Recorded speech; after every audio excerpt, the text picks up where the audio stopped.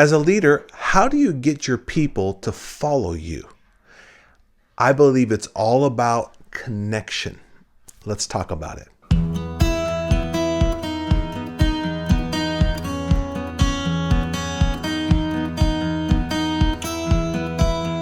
Hey everyone, I'm Matt. I'm a pastor in church ministry, and I have started a YouTube channel to talk to leaders who are pastors in churches.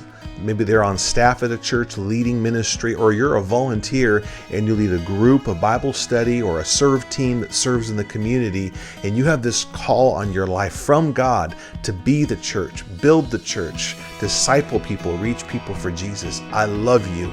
And I want to help you. I want to encourage you today. And one of the questions that we all face as leaders is, how do I get people to follow me? You know, if you're called to do something great for God, you can't do it by yourself. You need a team. You need others. And you have a mission, you have a strategy, you have an objective, whatever. And you're needing a group of people, small or large, to follow in line with you. But if you work with people for any more than 2 seconds, you realize they want to go this way and that way. They want to do their thing. They don't want to do your thing. And it's hard to herd cats. In fact, I've heard leaders say, Matt, how do I get people to do what I need them to do? The answer is you don't. They want to do their thing. They have their agenda. And you got some strong people on your team that are awesome, that love you, but they have their own opinions and style and mission, and you're trying to get them on your mission. You see the problem. And I was with a leader today. We were talking about an initiative we're trying to lead in our church, and some people are kind of questioning it, resisting. They're not sure. They feel overwhelmed. We're like, they're not buying in. How do we get them to buy into this initiative? How do we help them? I believe the issue and the key to this is always building a connection between us and that person. And this will help you whether you're the pastor or you're on staff, you're a volunteer, whatever ministry you're in. You can build connection with people so that they will follow you and buy into your leadership. See, before they buy in to the ministry or the church or the mission, they buy into the leader. That's just the way it is. They won't fully grasp this or run and commit to it until they buy in to you. And that's why it's so important that you first look to, how can I build a connection, a bond between two very, very different people? First concept I want to talk about is what is very obvious, but we could always do better in. It's using these things. Listening. Listening to people is one of the most powerful ways you can start and fill a connection between people. I was with the volunteer leader today. She is awesome, leading some ministry with me. And she said, Matt, there's a difference between hearing people and listening to people. I thought that is powerful. Listening is about, and by the way, if you hear noise in the background, my wife's watching all her little TV after work. So we're just having a good time here in the pilot home.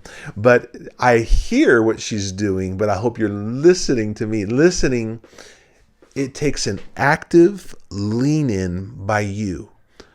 Your body language, your body posture, your eyes. Your phone is down. You're not tempted when it vibrates or it dings. You're not tempted to go say hi to your friend here.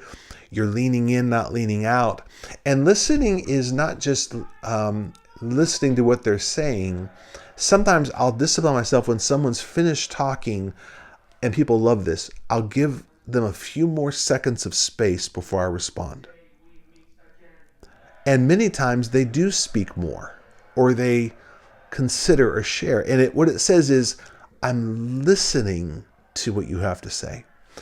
Another part of listening is asking more questions. My dad taught me this. He was a great pastor, a great musician. In fact, I became piano player, musician, church planner, pastor because he taught me and he inspired me. And he said this, Matt, he said, if you talk to people about their life, they'll stay with you all day. They'll sit with you for hours. But as soon as you start talking about you, or your church or your agenda or your church's mission or what you need, notice their body language. They start looking at their watch, they're looking at their phone, and what they're thinking is, when can this pain be over? Here's why it is. People are thinking about themselves first. They're self-centered in their own world.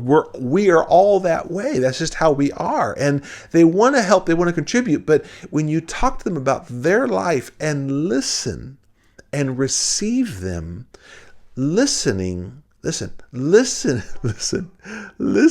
communicates something to people.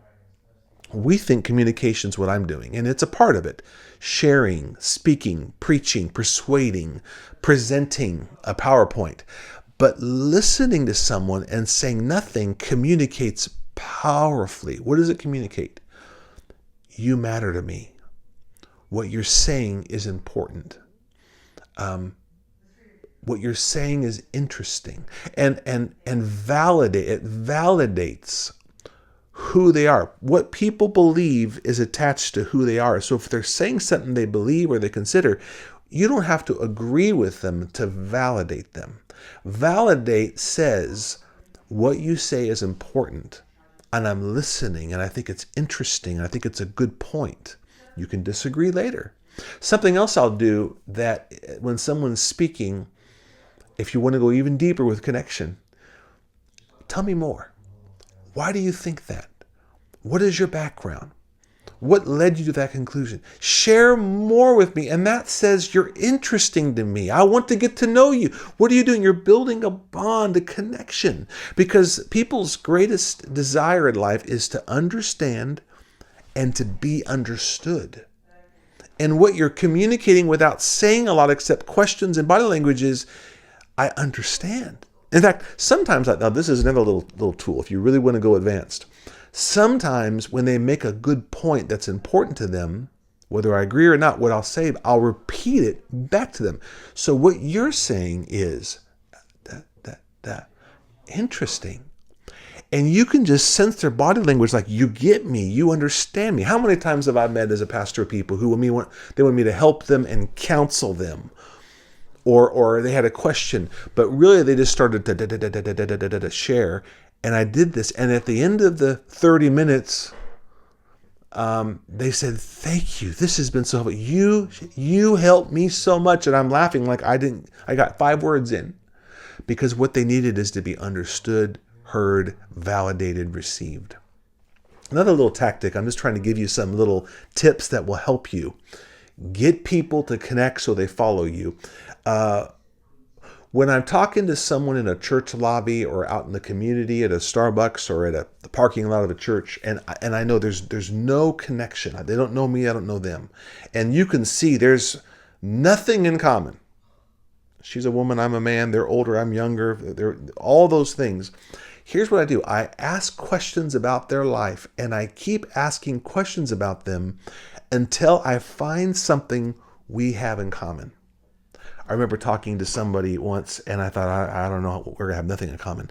But I kept asking, and they said, where are you from? Well, we just moved from Chicago. I said, Chicago? Oh, my wife and I were married in Chicago. They said, oh, really? Where from? Well, Melrose Park, near the airport. Where are you to the airport? Oh, we're actually down south. Well, how long were you there? And here's what happened, is that Chicago became the bond of understanding. See, let me teach you. They may not trust you. They don't know you. They wouldn't trust their kids with you, their money with you, their time with you. But as soon as there's a common understanding, for me, it was Chicago, and we start talking on that, we're building on this new foundation of trust. This is the craziest thing, you guys. They don't know me, and they shouldn't even trust me, but because they understand that I know where they're from, and I've been there, and there's a common understanding, trust is formed there. It's amazing how I can, well, let me have your phone number and name. Let's go to coffee. Sure. And then, why don't you come join me on a Saturday for a missions project? Well, sure. Because people are drawn to people they feel loved and understood by. And that's what a connection bond does. So all of these little tips and tricks is about go around to people and build connections with them. And if you do this, then in a week, in a month, when there's a thing, say, listen, I want to talk about what we're doing. We're doing this kids ministry on Wednesday. We're doing this missions project on Saturday. We're raising money for the new building, and we could really have you pray with us about going to the, and it's amazing how they're like, sure, I want to be a part of it. They don't even quite know what the thing is, but they buy into you because there's a trusted connection there. Isn't that powerful? Do you want to know how to get people to follow you? Build connection and watch them be drawn to your leadership. Hey, I'm excited about this new YouTube channel, and I'm just trying to share stuff that has worked for me, that I'm growing in, to encourage you, whether you're a volunteer leader. Subscribe to my channel. And I even heard a guy saw me in church Sunday, and he subscribed and watched it. He said, Matt, I love it, and I loved about the video about dealing with difficult people. I'm like, really? I didn't think that was my best one, but he's like, it's great. And so I'm saying to him and to others, put comments below of what's connecting to you and what subjects you'd like me to share. I'll share. That dealing with difficult people was from a friend that also made a comment. So I just want to have a conversation with you and share content that you are learning in to grow you and encourage you. God bless.